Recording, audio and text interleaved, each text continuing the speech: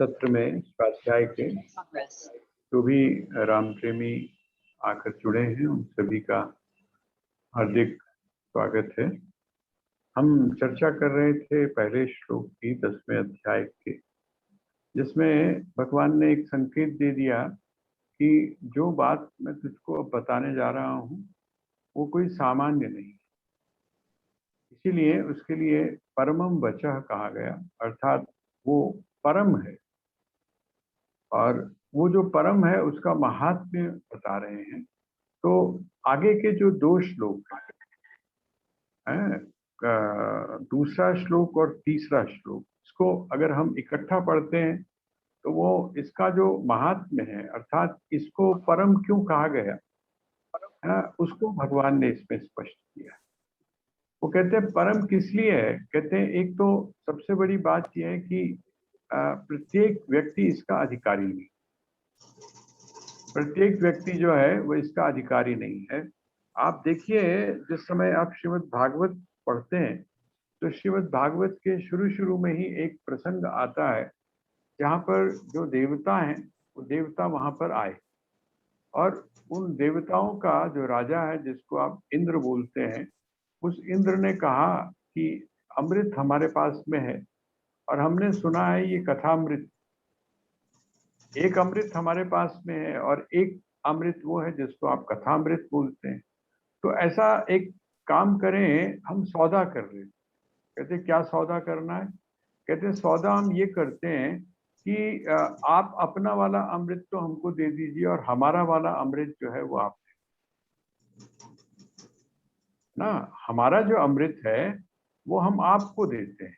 जो अमृत कलश हमारे पास में समुद्र मंथन के बाद में जिस अमृत की हमको प्राप्ति हुई है, वो अमृत हम आपको दे देते हैं और उसके बदले में आप हमको ये जो कथामृत है इसको इसको दे दीजिए। तो वहाँ वो हंसकर मुस्कुरा कर कहते हैं कि नहीं, ये जो अमृत है ये अमृत प्रत्येक के लिए नहीं, अर्थात प्रत्येक के लिए सुलभ नहीं है। अच्छा चलिए, अगर सुलभ भी हो जाए, अगर सुलभ भी हो जाए, सबसे पहली बात तो यह है कि इसको कोई सुनना नहीं चाहता है।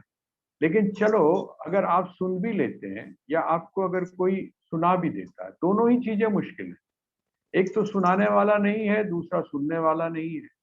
उन दोनों में अगर एक चीज हो जाए, सुनाने वाला आपको मिल जाए, कृपा करे कोई और आपको सुनाने वाला अगर कोई मिल जाता है, लेकिन वो सब कुछ सुनने के बाद में भी हम सुनते हुए भी अनसुने रहे, वो हमारे जिसको बोलते हैं एक कान से जाता है और दूसरे से निकल जाता है। हमारे पास में उसको धारण करने की जो क्षमता है, जैसा अक्सर ये कहा जाता है कि जो स्वर्ण पात्र है, सोने का जो बर्तन है, उसी में सिंगनी का जो दूध है वो उसी में टिकता है। उसमें उसका जो तेज है, उसकी जो तीव्रता है, अब वो प्रैक्टिकली क्या है ये नहीं, लेकिन इनडायरेक्टली ये जो बात कही जाती है इसमें महात्म्य है। क्या महात्म्य है कि यदि अयोग्य व्यक्ति के पास में, अनधिकारी व्यक्ति के पास अगर कोई चीज जाएगी तो वो जाने पर भी बेकार होगी, उसको उसकी कीमत ही नहीं पता। जैसे आकाश से जो एक विशेष नक्षत्र में जो गिरने वाली बूंद है, वो बूंद अगर सीपी में जाकर गिरती है तो क्या बन जाती है, मोती बन जाती है।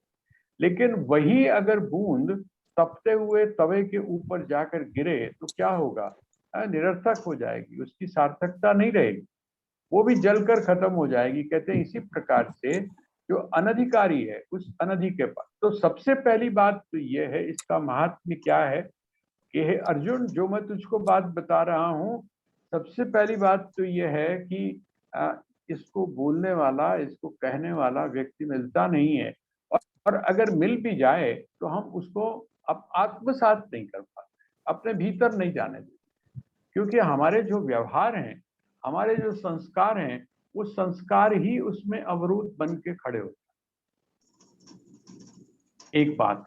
दूसरी बात कहते हैं कि इसका सबसे एक और भी है, अगर किसी के भीतर ये चला जाता है, अगर किसी अच्छी सीप में ये जो नक्षत्र में जो गिरता हुआ जो जल है, वो अगर उसकी बूंद चली जाती है तो क्या होता है, उससे कहते हैं बड़ा बेशकीमती क्या बनता है? मोती। कहते हैं इसी तरह से जिसके पास में ये चीज चली जाती है, जो इसको आत्मसात कर लेता है, वो क्या करता है? कहते हैं वो परम स्थिति को प्राप्त कर लेता है। अपने जीवन का जो सबसे बड़ा लक्ष्य है, जो सच में लक्ष्य है, जिसको हम परम पुरुषार्थ बोलते हैं, उसको परम पुरुषार्थ की सिद्धि प्राप्त हो जाती है। तो ये जो 2 श्लोक हैं, इन 2 श्लोकों को जब आप पढ़ेंगे तो ये बात बिल्कुल स्पष्ट और साफ हो जाएगी। ये 2 श्लोक हैं। न मे विदुः सुरगणा प्रभवं न महर्षयः अहमादिर्हि देवानां महर्षीणां च सर्वशः यो मामजमनादिं च वेत्ति लोकमहेश्वरम् असम्मूढः समर्थेषु सर्वपापैः प्रमुच्यते।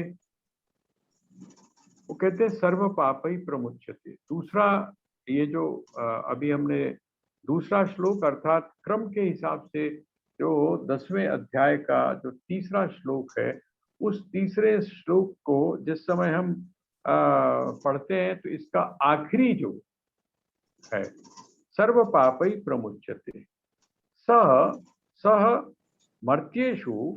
वो कहते हैं मर्त्येषु का अर्थ क्या होता है? जो मनुष्य जो इस मृत्यु लोक में आए हुए हैं। सम समर्त्येषु, ऐसे जो मनुष्य हैं, सर्व पाप ही प्रमुच्यते, समस्त पापों से मुक्त हो जाते। सब समस्त पापों से मुक्त होने का अर्थ क्या है? कहते हैं जब पाप जो है वो क्या करता है? आपके भीतर कालुष्य पैदा करता है, कालिमा पैदा करता है। आपका जो मन रूपी जो दर्पण है, उस मन रूपी दर्पण के ऊपर वो कालिमा अर्थात उसको काला कर देता है, और उसके बाद में उसके ऊपर क्या करता है? उसके ऊपर वो एक आवरण, उसके ऊपर वो एक पर्दा भी डाल देता है। कहते हैं ये जो सर्व पाप ही प्रमुच्यते, इसका अर्थ क्या है?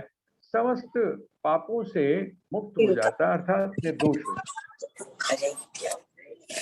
और जब वो निर्दोष होता है तो क्या होता है? कहता है निर्दोषम ही समम ब्रह्म, निर्दोषम ही समम ब्रह्म तस्मात् ब्रह्मणि।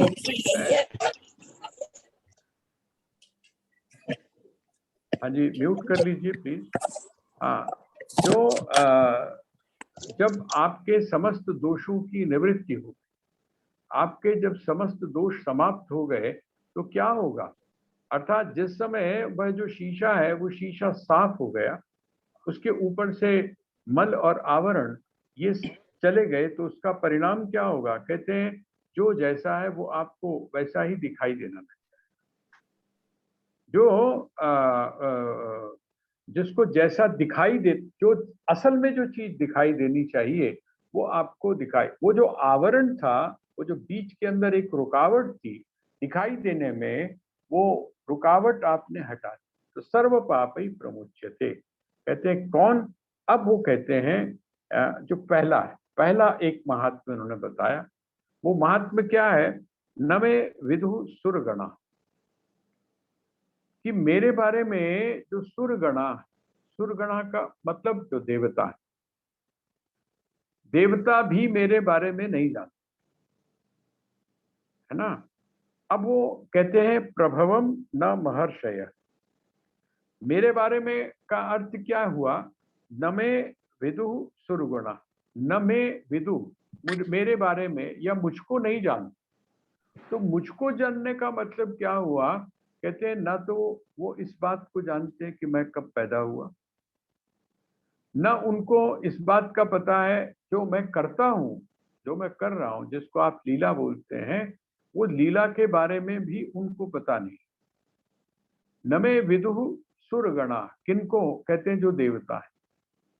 उनका कारण भगवान आखिर में जाकर बताएंगे कि ये जो लोग हैं ये भी मेरे बारे में नहीं जानते, यद्यपि ये बहुत कुछ जानते हैं, देवता बहुत कुछ जानते हैं, लेकिन मेरे बारे में नहीं जानते, मेरे रहस्य के बारे में नहीं जानते। न मे विदु सुरगणा प्रभवम न महर्षय। कहते हैं कि जो महर्षि, महर्षि महर्षि अर्थ का अर्थ क्या होता है? महर्षि का, मैंने आपको बताया था जो ऋषि शब्द है, वो ऋषि शब्द का अर्थ है कि जिसको कवि कहा जाता है। जहां ना पहुंचे रवि वहां पहुंचे कवि, ऐसी एक हम लोग बोलते हैं। इसका अर्थ क्या है कि इनकी पहुंच कहाँ है? कहते हैं जो बहुत सूक्ष्म से सूक्ष्मतम जो तत्व है वहां तक इनकी पहुंच। लेकिन वहां तक पहुंच होने के बावजूद भी ये क्या है, नमे विदु, मुझको नहीं जानते। आप उसमें देखेंगे कि जो देवता हैं भ्रमित नहीं हो गए क्या? सारे जो आप अलग अलग जगह पर देखेंगे, जब आप पुराणों को पढ़ते हैं तो देवता भी भ्रमित हो गए। और वो जो देव, देखिए नारद भ्रमित हो गए, ब्रह्मा जी भ्रमित हो गए, ठीक है, ये सारे जब देवता, इंद्र भी भ्रमित हो गए। इंद्र ने, आपने पढ़ा होगा ना कि इंद्र ने क्या किया। इंद्र ने बड़ी जबरदस्त वहां पर बारिश की, जिसके बाद में गोवर्धन भगवान को उठाना पड़ा। तो ये क्या चीज है? कहते हैं वो जो देवता हैं, वो देवता भी मेरे रहस्य को नहीं समझ पाते, और न ही ऋषि मेरे रहस्य को समझ पाते। जिन्होंने वेदों का साक्षात्कार किया, ऐसे जो ऋषि हैं, ऐसे जो महर्षि हैं, वो भी मेरे रहस्य को समझ नहीं पाते हैं। अहमादिर ही देवानाम महर्षि नाम च सर्वश। वो कहते हैं ऐसा क्यों होता है? कहते हैं ऐसा इसलिए होता है कि ये समस्त देवता और समस्त जो महर्षि हैं, ये किससे उत्पन्न हुए हैं? ये मेरे से उत्पन्न हुए हैं। और ये मुझे तब जान सकते हैं अच्छी तरह से जब ये मेरे से पहले हों। लेकिन ये क्योंकि मुझसे उत्पन्न हुए हैं, इसलिए अपने कारण को पूरी तरह से नहीं जान पाते। जानते हैं मेरे बारे में, बहुत कुछ जानते हैं, लेकिन पूरा का पूरा जो रहस्य है वो नहीं जान पाते हैं। पूरा रहस्य कौन जानता है? न देवता जानते हैं, न ऋषि जानते हैं। तो मेरे रहस्य को कौन जानता है? और जानने के बाद में जिस समय वो मुझको जान जाता है, तो क्या होता है? कहते हैं सर्व पाप ही प्रमुच्यते, उसके जीवन से समस्त जो पाप हैं वो समाप्त हो जाते हैं। इनडायरेक्टली भगवान ने संकेत कर दिया कि पाप का अर्थ, ये जो राग द्वेष आदि जो द्वंद्व हैं, ये आपने देखा होगा महर्षियों में भी होते हैं।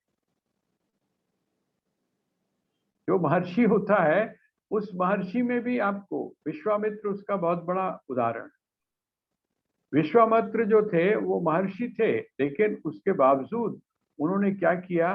ब्रह्म ऋषि बनने के चक्कर में महर्षि वशिष्ठ के 100 पुत्रों की हत्या की, 100 पुत्रों को मारा। ये क्या चीज है? ऐसे ही आप बहुत सारे पुराणों में आप एग्जाम्पल देखेंगे, उदाहरण देखेंगे, जहां पर महर्षि और जो देवता हैं वो दोनों ही मेरे स्वरूप को न जानने के कारण क्या होता है? वो सर्व पाप ही प्रमुच्यते नहीं है, अर्थात समस्त पापों से वो मुक्त नहीं होते, अपने जीवन में मुक्त नहीं होते। किससे? ये जो द्वंद्व है इससे मुक्त नहीं हो पाते। न पाप से मुक्त हो पाते हैं, न पुण्य से मुक्त हो पाते हैं। जब पाप और पुण्य से मुक्त नहीं हो पाते तो क्या रहा उनको? बंधन जो है वो बना रहा। जिसको हम बोलते हैं ना प्रमुच्य थे, आप सर्व पाप ही भी हटा दीजिए। असल में तो भगवान संकेत ये कर रहे हैं प्रमुच्य थे, अर्थात वो मुक्त हो जाते। किन से मुक्त हो जाते हैं? समस्त पापों से मुक्त हो जाते हैं। और जब समस्त पापों से मुक्त होते हैं तो पाप के साथ में दूसरा जो एक उसका पक्ष है, उसको भी आप रख लीजिए। पाप और पुण्य इन दोनों से मुक्त हो जाते हैं। तो ये कौन मुक्त होता है? कहते हैं न तो देवता होते हैं न महर्षि। क्यों नहीं मुक्त होते हैं? एक तो मैं इनका कारण हूं, इसलिए मेरे बारे में पूरा जान नहीं पाते। दूसरा, दूसरी बात क्या है? दूसरी बात आगे जाके कहते हैं यो माम, यो माम, है ना, माम, जो मुझको, जो मुझको क्या समझता है? अजन्मा और अनादि। यो माम अजम, अजम, इसको आप अगर अलग अलग शब्दों को करेंगे तो यो माम, माँ को जब आप हलंत कर देंगे तो उसमें आ जाएगा ना, तो वो आ जाएगा अजम। फिर ये जो दूसरा माँ है इसको भी आप हलंत करेंगे तो आगे फिर आ जाएगा, इसका मतलब अनादिम। यो माम अजम अनादिम च, जो मुझको क्या समझता है, अज समझता है। अज, जब हमने गजेंद्र मोक्ष की चर्चा की थी तो हमने क्या कहा था, गज शब्द का अर्थ क्या है हमने बताया था, ग मैंने होता है जो गच्छति, जो जा रहा है, जो चल रहा है, और ज का मतलब हमने बताया था जायते, जो जन्म लेता है। जन्म लेता है जिसमें गति है, गति है, और उस गति के परिणाम स्वरूप वो जन्म लेता है, और जन्म के बाद में जिसकी मृत्यु होती है उसको क्या बोलते हैं, उसको बोलते हैं गज। और इसी शब्द को जब आप उल्टा कर देते हैं, उलट देते हैं, तो जग शब्द का, गज शब्द का जो उल्टा है वो क्या हो जाता है, वो जग हो जाता है, अर्थात संसार। ये संसार की प्रकृति है। क्या है, वो जन्मता भी है और मरता भी है, और उसके अंदर परिवर्तन भी होता है। जन्म और मृत्यु के बीच में परिवर्तन होता है, मृत्यु और जन्म के बीच में परिवर्तन होता है, दोनों जगह वो बदल रहा है। इसलिए इसको क्या कहा गया, जग कहा। लेकिन यहाँ पर ये जो अज शब्द है, अज शब्द का अर्थ क्या है, अ मैंने होता है नहीं, अ का मतलब होता है नहीं, और ज का मतलब होता है जिसका जन्म हुआ है। इसी को अजन्मा हम बोलते हैं, जिसका जन्म नहीं, जिसका जन्म नहीं हुआ है, बल्कि जिससे बाकी का जन्म होता है। आप किसी ऐसे पिता की कल्पना करिए, ऐसे पिता की कल्पना करिए जिसका कोई पिता नहीं। जैसे आप जिस समय भगवान शिव के बारे में, हमारे यहाँ जो एक स्तोत्र है ना, वो स्तोत्र क्या है, वो स्तोत्र क्या है, आपने पढ़ा होगा। हम लोग जब सायंकालीन आरती करते हैं तो उसमें आता है, न न जनको जननी न च सोदरो। भगवान शिव कौन है, कहते हैं न जनको, उनका पिता कोई नहीं है, न जनको जननी, उनकी माता भी कोई नहीं, और न च सोदरो। सोदर का अर्थ क्या होता है, जो एक ही उदर से जन्म लेता है, जिसको सहोदर भी बोलते हैं। राम क्या कहते हैं वहां पर, जिस समय लक्ष्मण को मूर्छा लगी, कहते हैं कि बड़े भाग्य से, और सब चीजें तो व्यक्ति को जीवन में उपलब्ध हो जाती हैं, लेकिन जो सहोदर भाई है, अर्थात एक ही माँ के गर्भ से उत्पन्न होने वाला जो भाई है, वो व्यक्ति को नहीं मिलता है। यहाँ सोदर का अर्थ क्या है, कि उसके जैसा और कोई नहीं है। सोदर का अर्थ क्या हुआ, उसके जैसा कोई नहीं। आपने कई जगह सुना होगा कि आप जैसा मुझको पुत्र चाहिए, तो वहां पर भगवान क्या कहते हैं, मेरे जैसा कहां से लाऊंगा, मेरे जैसा तो कोई है ही नहीं, मेरे जैसा अगर कोई है तो मैं ही हूं, है ना। तो मेरे जैसा जो मैं हूं, ये क्या है, ये बताता है कि कोई उस सजातीय नहीं, सजातीय नहीं। इसलिए यहां पर वो कहते हैं अज, यो माम, मैं कौन हूं, तो कहते हैं अजम, मेरा जन्म नहीं हुआ है। अनादि का क्या है, अनादि का अर्थ, जैसे मैंने अभी आपको एक उदाहरण दिया, आप किसी ऐसे माता या पिता की कल्पना करिए जिनका कोई माता पिता नहीं, अनादि, उससे सारी सृष्टि उत्पन्न होती है। अर्थात ये जितना भी जगत है, ये सब क्या है, चाहे वो देवता है, चाहे वो राक्षस हैं, चाहे वो असुर हैं, जितनी भी सृष्टि है, कीट पतंग आदि जड़ और चेतन जो भी वस्तुएं हैं, वो किससे पैदा होती है, कहते हैं वो मुझसे पैदा होती हैं। इसलिए मैं कौन हूं, मैं अनादि। आदि शब्द का अर्थ होता है जहां से आप शुरुआत को पकड़ ले, भाई यहां से ये चीज शुरू होती है। लेकिन अनादि शब्द का अर्थ होता है कि जहां पर आप पहुंचे लेकिन आपको पकड़ में ना आए। शिवपुराण की आपने कथा सुनी होगी ना, कि जिस समय वो स्तंभ की आकृति या ज्योतिर्मय लिंग जिस समय उत्पन्न हुआ, तो ब्रह्मा जी जो थे और दूसरी तरफ भगवान विष्णु थे, उन्होंने कहा कि कौन श्रेष्ठ है इन दोनों में। उनका श्रेष्ठ वो है जो ओर छोर का पता कर दे। एक अपने जो हंस था उसको लेकर ऊपर की तरफ गए और एक जो भगवान विष्णु थे वो अपने गरुड़ को लेकर नीचे गए। एक वापस आए तो उन्होंने कहा, किसी को साथ में लेके आए कि अच्छा अगर आपको विश्वास ना हो तो इनसे पूछ लो, मैंने आपका जो है पता कर लिया है कि ऊपर की जो चोटी है वो आपकी कहाँ तक है।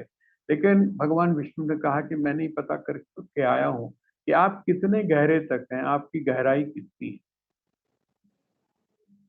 ये जो दो चीजें हैं ये क्या है? अनादि। अनादि और अनंत। अनादि का मतलब जिसके ऊपर का पता नहीं, कहां से उत्पन्न हुआ इसका पता नहीं है। और अनंत का अर्थ क्या है? ये कहां तक जाता है इसका पता नहीं। आप किसी ऐसे स्थान की कल्पना करिए समुद्र में, जहां पर आप क्या कहते हैं जी, चारों तरफ जहां तक नजर जाती है वहां तक क्या है? वहां तक जल ही जल है। इसका मतलब कहीं तट नहीं है, कहीं किनारा हमको दिखाई नहीं दे रहा। ये जो स्थिति है, यही स्थिति भगवान कहते हैं योमाम, जो मुझको है वेत्ति, जो जानता है। कैसा जानता है? कहते हैं एक तो अजम और दूसरा अनादिम और फिर तीसरा लोक महेश्वरम। ये जो समस्त संसार है इसका क्या मानता है? जो मुझको ईश्वर मानता है। लोकम ईश्वरम, जो मुझको इसका ईश्वर मानता है। ईश्वर का अर्थ क्या हुआ? ईश्वर का अर्थ हुआ जो इसका मुझको नियंता मानता है। देखिए इसमें तीनों चीजें आ गई। ब्रह्मा, ब्रह्मा अनादि है, अर्थात वो इस जगत की सृष्टि करते हैं। इस जगत की सृष्टि से पहले ब्रह्मा थे। उसके बाद में जो अनादि है वो तो अनादि हो गया। अनंत कौन हुआ? कहते हैं अनंत हुए शिव। अनंत शिव इसलिए हुए कि जब सब कुछ लय होता है तो किसमें होता है? जिसमें लय होता है वो कौन है? वो शिव है। वो एक ऐसा तत्व है जिसमें सबका लय होता है। और ये जो बीच है, इस बीच की व्यवस्था कौन करता है?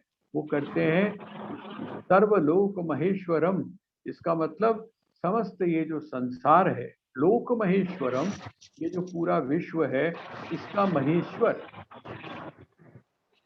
देखिए एक तो ईश्वर है और एक महेश्वर है। ईश्वर क्या है? कहते हैं देवता जितने भी हैं ये उसी कोटि में आते हैं। लेकिन मैं कौन हूं? मैं महेश्वर हूं, अर्थात ईश्वरों का भी ईश्वर। आप कुछ ऐसा मान लीजिए कि जैसे एक सम्राट होता है। एक सम्राट होता है, बहुत सारे राजा हैं, बहुत सारे राज्य हैं। आपका जैसे देश है, यहाँ पर कितने हैं? तो कहते हैं बहुत सारे मुख्यमंत्री। लेकिन वो जो मुख्यमंत्री हैं और दूसरी तरफ उन मुख्यमंत्रियों के ऊपर कौन है? तो कहते हैं वो मुख्यमंत्रियों के ऊपर है प्रधानमंत्री। लोक महेश्वरम, महेश्वर का अर्थ क्या है? कि जितने भी ईश्वर हैं उन समस्त ईश्वरों के ऊपर, उन स्वामियों के ऊपर कौन है? वो कहते हैं सबसे बड़ा मैं हूं, अर्थात मेरी आज्ञा के बिना कुछ भी होता नहीं है। ऐसी ये एक कंसेप्ट जो, ये दार्शनिक नहीं, ये सिर्फ समझने के लिए है। सर्वलोक महेश्वरम अर्थात असमूढ़ समर्थेषु, ये कौन जानता है? योम, यो माम, जो मुझको जानता है। क्या जानता है? कहते हैं ऐसा जो जानता है। और जो ऐसा मुझको जानता है वो कौन है? वो कहते हैं असमूढ़। असमूढ़, मूढ़ नहीं। मूढ़ जो व्यक्ति है वो तो मुझको जान ही नहीं पाता है। जो मूढ़ है, जो मूर्छा में है, जिसकी आंखें खुली नहीं है, जिसकी जो दृष्टि है वो बड़ी सीमित है, ऐसा व्यक्ति मुझको जान नहीं पाता है। कौन जानता है? कहते हैं असमूढ़, जो असमूढ़ है।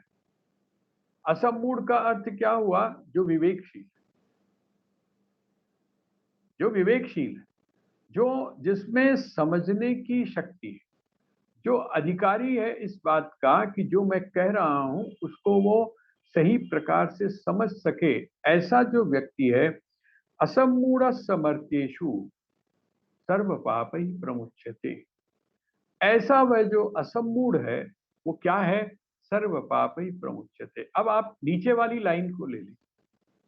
ऊपर की जो लाइन है ना, उसको आप थोड़ा सा एक समय के लिए हटा दीजिए, तो कहते हैं सर्व पापै प्रमुच्यते, अर्थात सर्व समस्त पापों से कौन मुक्त होता है? तो कहते हैं असम्मूढ़, जो असम्मूढ़ है, जो जिसमें मूढ़ता का नाश हो चुका है, जिसके जिसमें जो ये चीज है वो समाप्त हो चुकी है, ऐसा जो व्यक्ति है या ऐसा जो मेरा भक्त है, वो क्या है? वो कहते हैं सर्व पापै प्रमुच्यते, वो समस्त पापों से क्या हो जाता है? मुक्त हो जाता है। अब आप इन ये जो शुरू के जो 3 श्लोक हैं, अब आप जिस समय इन तीनों श्लोकों को इकट्ठा मिलाकर पढ़ेंगे, तो भगवान क्या कहना चाह रहे हैं, है ना? ये चीज आपके सामने बिल्कुल स्पष्ट हो जाएगी।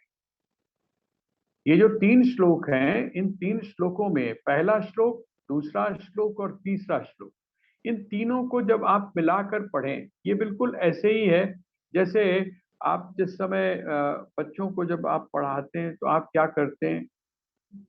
आप क्या बोलते हैं? क, ब, उ की मात्रा, फिर त, फिर र। तो क, बू है, पहले आपने क लिखा, फिर उसके बाद में ब को उ की मात्रा को साथ में जोड़ा, तो क्या बोला आपने? क, बू। उसके बाद में आप कहते हैं त और र, तर। उसके बाद आप उनको मिला देते हैं, तो क्या निकल कर आता है? कबूतर निकल के आता है। कहते हैं इसी तरह से जिस समय आपने एक श्लोक के अर्थ को समझा, दूसरे को समझा, तीसरे को समझा, तो वो जो पूरा कंसेप्ट है, वो पूरा कंसेप्ट आपको तब समझ में आता है। अब यहाँ पर जब आप तीनों श्लोकों को पढ़ते हैं, ये जो तीनों श्लोकों को आप इकट्ठा पढ़ेंगे, इनके अर्थ को जिस समय आप इकट्ठा पढ़ेंगे, तो आपको भगवान यहाँ पर जो कंसेप्ट कहना चाह रहे हैं, जो उन्होंने शुरू में कहा परमम वचः, मैं परम वचन जो तुझको बोल रहा हूं, इसकी जो तार है, जो मेन तार है, जहां से आप इसको पकड़ सकते हैं, वो आपके काबू में आ गया। अब देखिए आगे के जो 2 श्लोक हैं, आपकी जो आपके पास जो श्रीमद् भगवत गीता होगी, उसमें भी 2 श्लोक इकट्ठे कहे हुए। इकट्ठे क्यों कहे हुए हैं? क्योंकि उनमें दोनों श्लोकों में कंटिन्यूटी, दोनों जो श्लोक हैं उनमें जिस बात को कहा जा रहा है वो दूसरे श्लोक के साथ में पहले से शुरू होती है और दूसरे श्लोक पर जाकर समाप्त हो जाती है, अर्थात जो चौथा और पांचवा श्लोक। बहुत सिंपल, बड़ा सीधा सा है, हम पहले इसको समझते हैं। बुद्धिर्ज्ञानम सम्मोहः, क्षमा सत्यम दमः शमः, सुखम दुःखम भवो भावो, भयं चाभयमेव च, अहिंसा समता तुष्टिस्, तपोदानं यशो यशः, भवन्ति भावा भूतानां मत्त एव पृथक विधा। इसकी जो ये जो 2 श्लोक हैं, इनके आखिर की लाइन को आप ले लीजिए। इसकी जो दूसरी लाइन है, मतलब ये जो दोनों श्लोक है, इसकी चौथी लाइन, अर्थात ये जो 2 श्लोक हैं, इनमें दूसरे श्लोक की अंतिम लाइन को आप लीजिए। कहते हैं भवन्ति भावा भूतानाम मत्त एव पृथक विधा। कहते हैं ये जो विभिन्न भाव है, अलग अलग जो भाव है, ये अलग अलग भाव क्या हैं? कहते हैं ये मत्तः एव पृथक विधा भवन्ति भावा भूतानाम। कहते हैं ये जितने भी भाव हैं, जितने भी ये भाव हैं, कौन कौन से हैं? जिसको आप यहाँ पर जो भाव शब्द कहा है, इसको आप द्वंद्व के नाम से समझिए। द्वंद्व का अर्थ क्या हुआ? जैसे मैं आपको बताता हूं। बुद्धिर ज्ञानम असम्मोह, ठीक है। क्षमा सत्यम दम शम, ये तो अलग अलग हो गए। अब दूसरा कहते हैं सुखम दुखम, ये जो सुख और दुख है, भव और अभाव है, होना और ना होना है, ठीक है। भयम चाभयमेव च, भय है और अभयता है। ये क्या चीज है?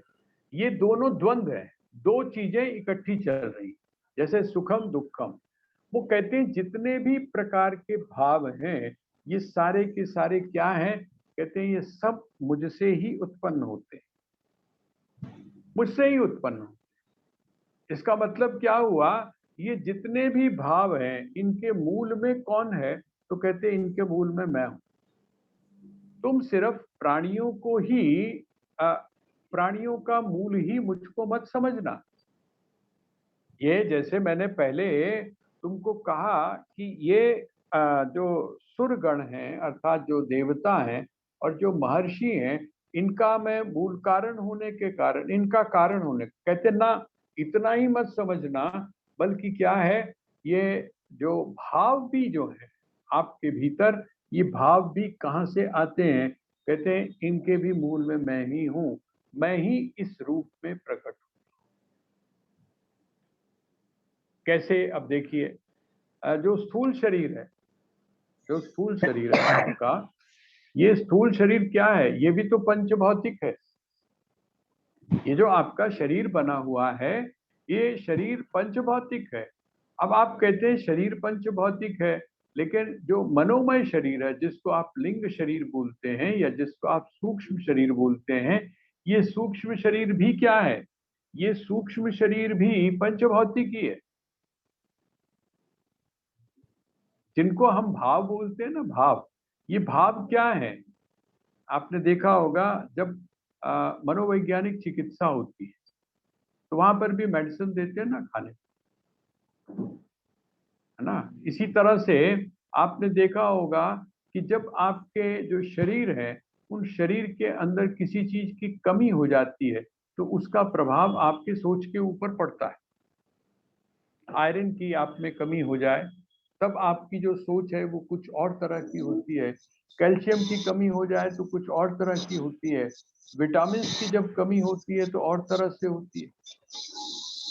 जिस समय उसकी आप पूर्ति करते हैं, जिस समय आप उसकी पूर्ति करते हैं, तो वो जो चीज है वो नॉर्मल होती चली जाती है। मैंने आपके सामने एक बार एक उदाहरण दिया था कि किसी को सुसाइड टेंडेंसी डेवलप जब हो गई, बाद में पता चला कि वो सुसाइड टेंडेंसी इसलिए डेवलप हो गई क्योंकि उसमें B12 जो है उसकी मात्रा बढ़ गई।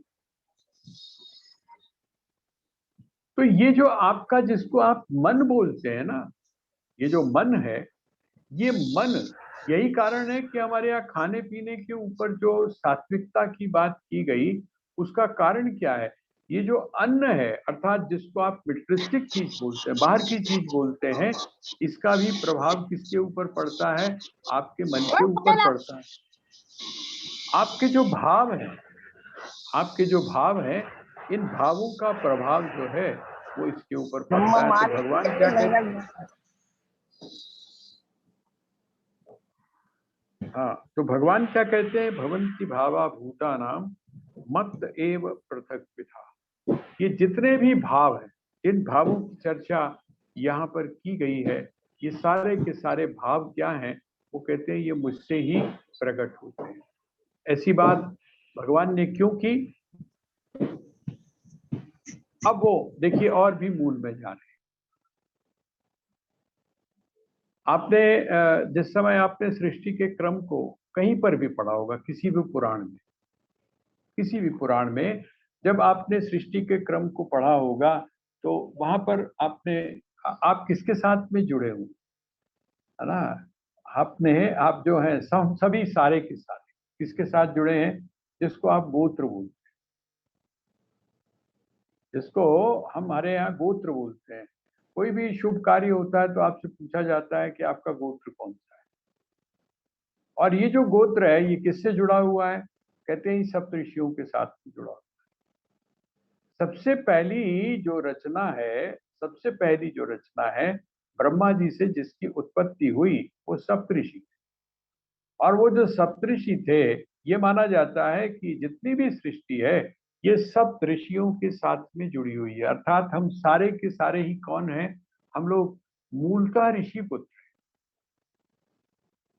जब आप कहते हैं कि मेरा गोत्र कौन सा है, भरद्वाज है, भारद्वाज है, तो इसका मतलब आप महर्षि भरद्वाज के साथ में आप जुड़े हुए।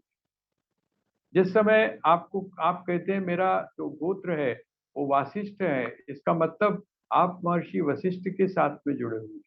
तो ये जो सप्तऋषि हैं, भगवान कहते हैं महर्षय सप्त पूर्वे चत्वारो मनवस्तथा। ये एक तरह से जो सृष्टि का क्रम है ना, जिसको आप श्रीमद् भागवत में भी पढ़ते हैं, शिव पुराण में भी पढ़ते हैं, बाकी जो अन्य पुराण है उन अन्य पुराणों में भी आप पढ़ते हैं कि मनु हुए और उस मनु से मानव की उत्पत्ति हुई। और उन मनु से पहले जो सप्तऋषि हैं उन सप्तऋषियों की उत्पत्ति हुई। तो वो कहते हैं महर्षय सप्त पूर्वे चत्वारो मनवस्तथा। कहते हैं वो जो सप्तऋषि हैं वो और जो चार मनु हैं इन सब की उत्पत्ति किससे हुई? कहते हैं मद्भावा मानसा जाता येषाम लोक इमा प्रजा। मद्भावा मानसा जाता, ये कौन है? आपने इसी दौरान जिस समय आप सृष्टि क्रम को लेते हैं तो आपने एक चीज और भी वहां पर पढ़ी होगी कि सबसे पहले मानसिक सृष्टि। मानसिक सृष्टि का अर्थ क्या था? वहां स्त्री और पुरुष नहीं थे, वहां पर स्त्री और पुरुष नहीं थे। संकल्प किया और उस संकल्प से सृष्टि हो गई। लेकिन भगवान ने देखा, ब्रह्मा जी ने देखा कि ये तो जो सृष्टि है ये तो बढ़ नहीं रही है। तो उन्होंने क्या किया? तब उन्होंने मैथुनी सृष्टि अर्थात स्त्री और पुरुष इन दोनों के संबंध से, प्रकृति और पुरुष इन दोनों के संबंध से सृष्टि को उत्पन्न करना शुरू किया। और हम लोग सारे के सारे उस मैथुनी सृष्टि का परिणाम होने के कारण हम लोग ऋषियों के साथ में मनु अर्थात जिसको हम मानव बोलते हैं वो मानव बन गए। तो यहाँ कहते हैं महर्षय सप्तपूर्वे चत्वारो मनवस्तथा मद्भावा मानसा जाता येषाम लोक इमा प्रजा। वो कहते हैं कि ये जो थे ये मेरे संकल्प से पैदा हुए थे। कौन? कहते हैं मनु। मनु मेरे संकल्प से पैदा हुए, सप्तऋषि जो हैं ये मेरे संकल्प से पैदा हुए। और उसके बाद में जितने भी सृष्टि